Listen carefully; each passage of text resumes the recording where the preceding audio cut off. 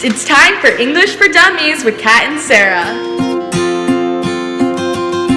Okay, we're going to jump right into explaining each argument. The first argument we're going to discuss is an inductive. The definition of an inductive argument is when you arrange an argument so it leads from specific claims to universal statement. This is an example of an inductive argument. Regular exercise promotes weight loss. Regular exercise reduces stress. Regular exercise improves mood.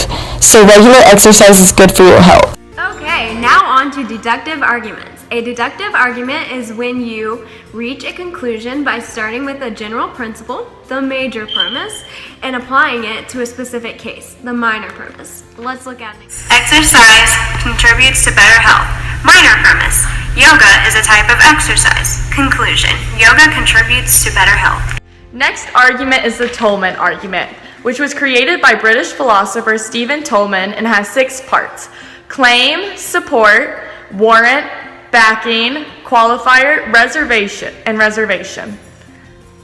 The form you follow for this argument is because, evidence as support, therefore, which is your claim, since, assumption, on account of, the backing, and unless, reservation. This is an example of how the Tolman argument would be set up for a paper.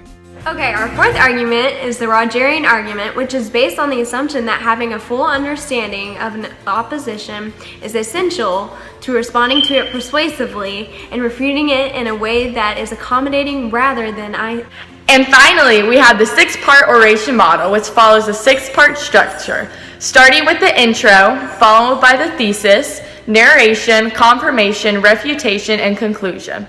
Each part can be more than one paragraph and arranged in a way that supports your argument best.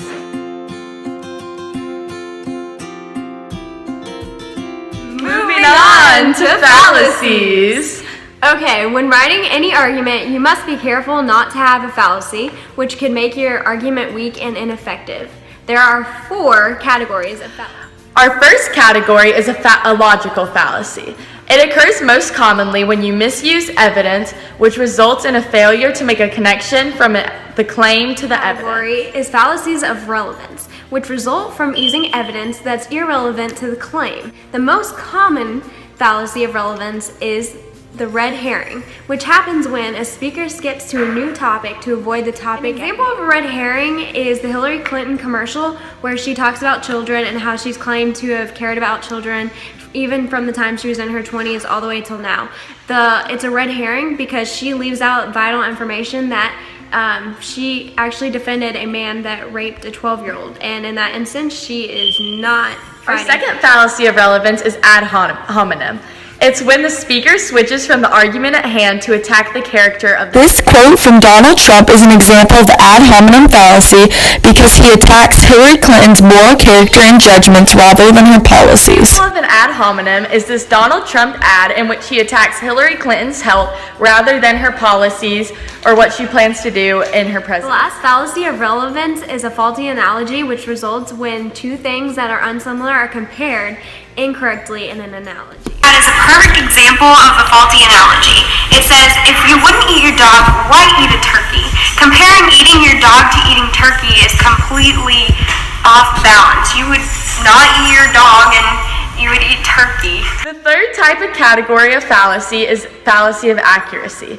These are caused by using evidence either intentionally or unintentionally inaccurate. The first we'll discuss is the straw man fallacy. It occurs when a speaker intentionally uses an oversimplified example of the other's argument in order to ridicule and refute their view. This quote from Bernie Sanders is an example of a straw man argument. He states that all people who are against gun control laws have a missile launcher in their backyard, oversimplifying their argument against gun control laws, therefore committing a straw man fallacy. Fallacy of accuracy is the either-or fallacy, also called the false dilemma. This happens when the speaker presents 2 extreme options as the only... I'm the only good one. Do you think you and Mommy did a good job raising me? Of course we did. Well, then you obviously taught me right from wrong. True. And you should trust me to do the right thing. Wait. Or you're a bad father. Take your pick.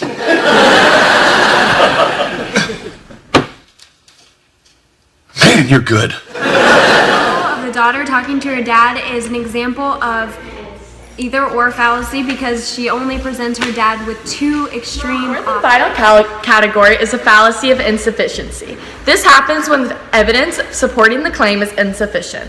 An example of a fallacy of insufficiency is a hasty generalization.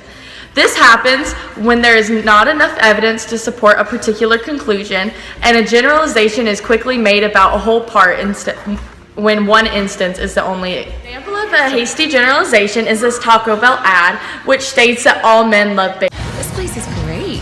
Many cute guys here. Do you smell bacon? Oh, yeah. It's a bacon club chalupa. Guys love bacon. Like, that's really gonna work. Come on. Hi. Hey, how's it going? Hi. What is that you're wearing? It's intoxicating. Taco Bell's Bacon Club Chalupa is back. Bacon lovers rejoice. Smells good. Which, in case that is not the fact. I'm pretty sure a lot of guys like bacon, but not all of them. Resulting from insufficient evidence is circular reasoning. It involves repeating a claim as a way to provide evidence resulting in no evidence. This political cartoon showing George Bush, President George Bush, walking around on American flags is a perfect example of circular reasoning in that it keeps saying to die in Iraq in honor of the troops who've died in Iraq. We must continue sending troops.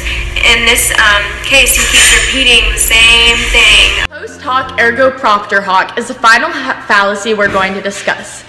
This happens when someone claims something is a cause because it happened When earlier. your cable company keeps you on hold, you get angry.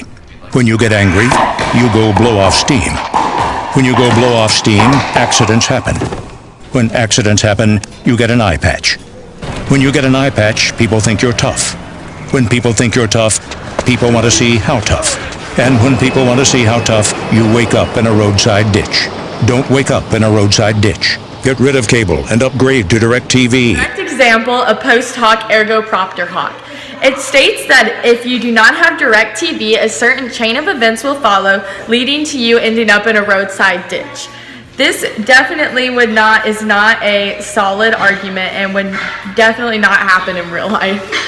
First-hand experience is something you know, whether from personal experiences, anecdotes from others, and knowledge of other current events. Second-hand evidence is when you research, read, and/or investigate to find historical information, expert opinions, or quantitative evidence to support your argument. Thanks for joining us on English for Dummies with Kat and Sarah.